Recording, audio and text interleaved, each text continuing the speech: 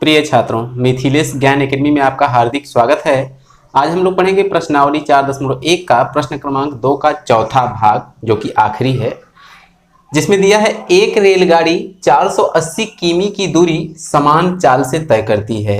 यदि इसकी चाल 8 किलोमीटर प्रति घंटा कम होती तो वह उसी दूरी को तय करने में 3 घंटे अधिक लेती। हमें रेलगाड़ी की चाल ज्ञात करनी है, तो इसके लिए हम करेंगे क्या, नीचे लिखेंगे हल और अपने हल में जो हमसे पूछ रहा है ठीक उसी को मान लेंगे। अर्थात रेलगाड़ी की चाल को हम मान लेंगे कि x किलोमीटर प्रति घंटा थी।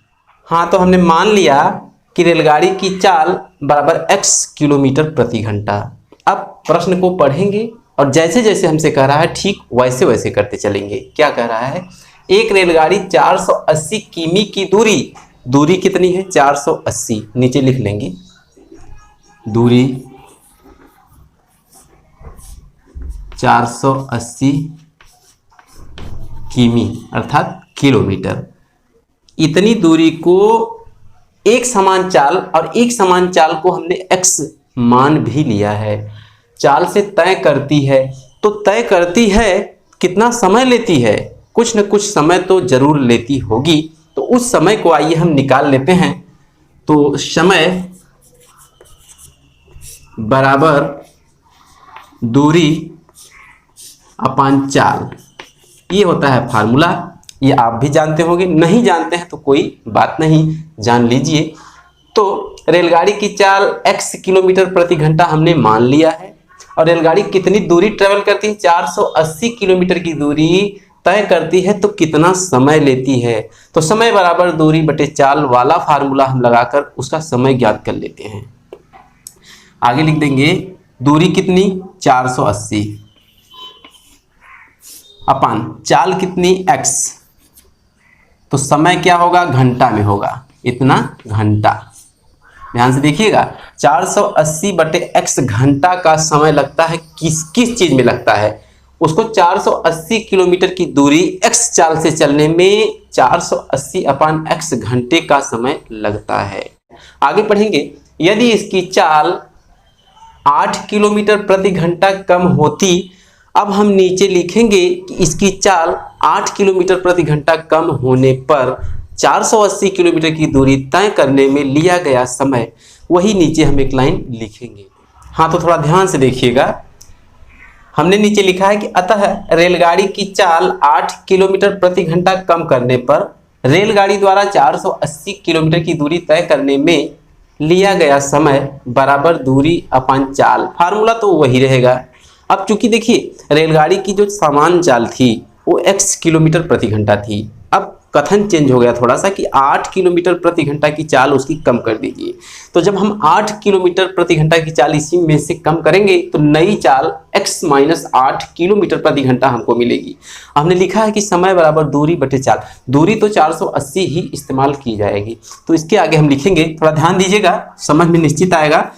दूरी के स्थान पे तो 480 ही रहेगा, अपान चाल के स्थान पे x में से ही 8 घटा देंगे, तो लिख देंगे x माइनस 8। ये हो गया नया समय, नया समय रेलगाड़ी द्वारा लिया गया। यहां लिख देंगे घंटा, क्या लिख देंगे, घंटा। अब प्रश्न क्या कह रहा है, यहां तक तो हमने हल कर लिया, यहां तक हमने हल कर लिया, तो वह उसी दूरी को तय करने में 3 घंटे अधिक लेती। उसी दूरी अर्थात 480 हमने ठीक ठाक सब हल कर लिया है, ये पहला समय और ये दूसरा समय। तो 3 घंटे अधिक लेती, 3 घंटे अधिक कौन ले रहा है, ये वाला समय ले रहा है। ये 3 घंटे अधिक है किससे, इस वाले समय से। आइए हम लिखेंगे प्रश्नानुसार। हाँ, तो हमने ये लिखा प्रश्नानुसार। अब इस समय को और इस समय को इसमें हम लिखते हैं, लिखेंगे 480, थोड़ा ध्यान दीजिएगा, बराबर 480 अपान x माइनस 8। अब थोड़ा सा यहाँ बारीक मामला है, आपको समझना पड़ेगा। हमने लिख दिया 480 अपान x बराबर है 480 अपान x माइनस 8 के। क्या यह इक्वेशन हमने सही लिखा है? बिल्कुल गलत लिखा है। क्यों? क्योंकि जो ये समय है और जो ये समय है, ये वाला समय 3 घंटा अधिक है किससे, इस वाले समय से। इस वाले समय से ये वाला समय 3 घंटा अधिक है, जैसा कि हमारा प्रश्न कह रहा है, तो ठीक वैसे हम करेंगे। तो ये जब 3 घंटा अधिक है तो इसको हम 3 घंटा कम कर देंगे, तब जाके दोनों समय बराबर हो जाएगा। यही पूरा का पूरा निष्कर्ष होता है। जो बड़ा है उसको छोटा कर दीजिए। तो ये 3 अधिक है तो इसको हम 3 कम कर देते हैं, ये जाके दोनों आपस में बराबर हो चुके हैं। अब हम इनको हल करेंगे, लिखेंगे या 480 upon x is equal to x minus 8 480 के बटे है। तो पूरे के बटे बनाने के लिए x माइनस 8 का गुणा हम 3 से करवा देंगे, तो ये पूरे के बटे x माइनस 8 हो जाएगा। लिखेंगे 480 माइनस 3 से इसमें तो 3x हो जाएगा, माइनस 3 से 8 में तो ये हो जाएगा प्लस 8 त्रिक 24। अब पूरे के बटे x माइनस 8 हम लिख सकते हैं। अब इसे थोड़ा और हल करेंगे। अब होता क्या है कि जब बराबर के इधर भिन्न और बराबर के इधर भी भिन्न, ये थोड़ा बड़ी भिन्न है, इससे कोई दिक्कत नहीं, तो होता क्या है क्रॉस मल्टीप्लाई अर्थात तिर्यक गुणा होता है। तो x का गुणा इस पूरे ऊपर वाले में होगा और 480 का गुणा x माइनस 8 में होगा। तो आइए करते हैं, लिख देंगे या 480 x गुणा कर रहे हैं, ध्यान से देखिए। फिर 8 का इसी में होगा तो माइनस 8 शून्य शून्य, यहाँ देखिए 8 64 हासिल 6, 8 चौक 32 6 38, कितना मिला 3840 बराबर x का करेंगे तो 480x माइनस x का 3x में करेंगे तो माइनस 3x स्क्वायर, x का 24 में करेंगे तो प्लस 24x। तो कुल मिलाकर हमने क्रॉस मल्टीप्लाई किया और ये इक्वेशन प्राप्त किया। अब लिखेंगे नीचे और इसको ठीक ठाक करेंगे। या ध्यान से देखिए कि 480x 480x दोनों समान पद हैं और दोनों बराबर के विपरीत हैं, तो ये आपस में कट जाएंगे, इसको हमने काट दिया। ये 3x स्क्वायर को उठा के इस साइड लेके आएंगे तो प्लस 3x स्क्वायर हो जाएगा, ध्यान दीजिएगा प्लस 3x स्क्वायर हो जाएगा, ऐसा हमने लिख लिया। अब x वाले पद पे थोड़ा चर्चा करते हैं। ये 24x है तो 24x को उठा के इस साइड लाएंगे तो माइनस का 24x हो जाएगा, होगा कि नहीं होगा, होगा। ये 3840 तो यही रहेगा ना, माइनस 3840 बराबर बचा क्या 0। अब कुछ बचा नहीं है, ध्यान से देख लीजिए। तो 3x square minus 24x minus 3840 बराबर 0। अब इसमें देखिए कुछ न कुछ जरूर कॉमन है, 3 यहाँ से 3 यहाँ से 3 यहाँ से, पूरे इक्वेशन से हम 3 को बाहर ले लेते हैं। तो आइए इधर लिखते हैं, ध्यान से देखिएगा 3 को हमने ले लिया बाहर, ये लगा दिया ब्रैकेट, तो यहाँ बचेगा x स्क्वायर, देखिएगा x स्क्वायर पहला पद बचेगा, माइनस 3 8 24 होता है, लिख देंगे माइनस 8x माइनस 3840 में हम 3 से करेंगे भाग तो वही जो बचेगा वही आएगा। तो 3 1 का 3 माइनस 3 1 का 3 और 3 दूना देखिए 6 होता है, यहाँ बचेगा 2 जाके 24 बनाएगा, 3 8 24, एक 0 बढ़ा देंगे, 0 बचा है बराबर 0। ध्यान से देखिए 3840 में 3 से भाग देंगे तो भागफल 1280 आएगा। तो ये जो 3 हमको मिला है, 3 इस पूरे ब्रैकेट के साथ गुणा किया हुआ है, जैसे ही उस साइड जाएगा तो 0 के साथ भाग देगा और 0 में किसी संख्या से जब हम भाग देते हैं तो 0 ही प्राप्त होता है, अर्थात 3 खत्म। लिख देंगे या x square minus 8x minus 1280 बराबर 0। तो कुल मिलाकर हमने ये क्वाड्रेटिक इक्वेशन प्राप्त कर लिया है। अब क्वाड्रेटिक इक्वेशन को हल करने का एक तरीका होता है कि मध्य पद को 2 भागों में बांटकर, ये सबसे बेस्ट मेथड होता है। तो मध्य पद को 2 भागों में बांटेंगे कैसे? सबसे पहले हम पहले पद और आखिरी पद का आपस में कर देते हैं गुणा। तो आइए हम गुणा करके पाते हैं माइनस 1280 एक्स स्क्वायर, इतना हमको मिलेगा। ध्यान से देखिए एक्स स्क्वायर का माइनस 1280 में करेंगे तो माइनस 1280 एक्स स्क्वायर हमको मिलेगा। अब 2 ऐसी राशियां हमको पकड़नी होती हैं, चुन लेनी होती हैं कि जिनका आपस में हम कर दें गुणा। ये 2 राशियां हैं जो प्राप्त होंगी, आपस में कर दें गुणा तो हमको फिर से यही 1280 x square minus 1280 x square हमको मिल जाए। इनको जोड़ दें, इनको जोड़ दें अथवा घटा दें तो हमको ये मध्य पद मिलना चाहिए, -8x मिलना चाहिए। तो ये हो गया पूरा का पूरा कंक्लूजन यही है।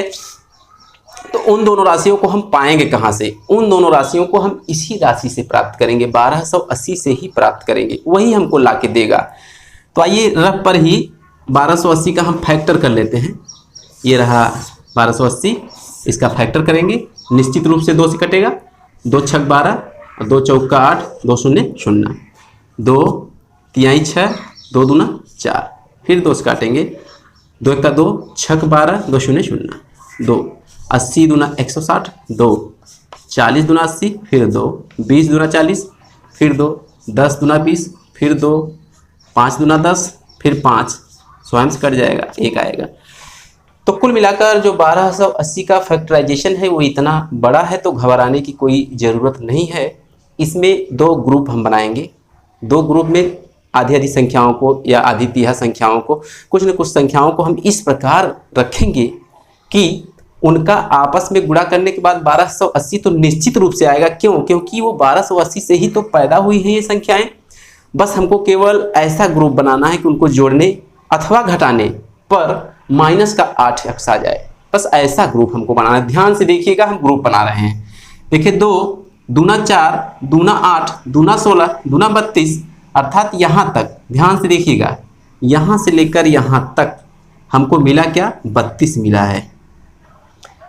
2 दूना 4 दूना 8 दूना 16 दूना 32, यहाँ तक हमको 32 मिला है। एक खंड, एक ग्रुप हमको मिल चुका है। 2 दूना 4 दूना 8 पंजे 40, यहाँ से लेकर यहाँ तक हमको 40 मिल रहा है। तो देखिए 40 में से हम 32 घटाएंगे तो हमको 8 मिलेगा, और 32 में से 40 घटाएंगे तो हमको -8x मिलेगा। अर्थात 40 को माइनस और 32 को प्लस बनाए रखना है, ऐसा हमारा इक्वेशन कह रहा है। तो आइए यहाँ हम लिखते हैं अपने नोट्स पर, या x² -40x plus 32x minus 1280 बराबर 0। ऐसा इक्वेशन हमको प्राप्त हो चुका है इसकी सहायता से।